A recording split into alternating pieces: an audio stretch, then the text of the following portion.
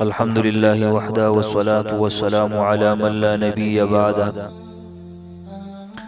معزز سامعين، د زنانا د اولاد پیدا کېدو په وخت کې چې کوم درد او تکلیفي او مشکل وي، د هغې د اسانتیا دپاره یو بهترین دم دی چې کله د زنانا اولاد پیدا کېږي نو دغه آیات کریمه به په سیسیز باندې ووایي، یا دې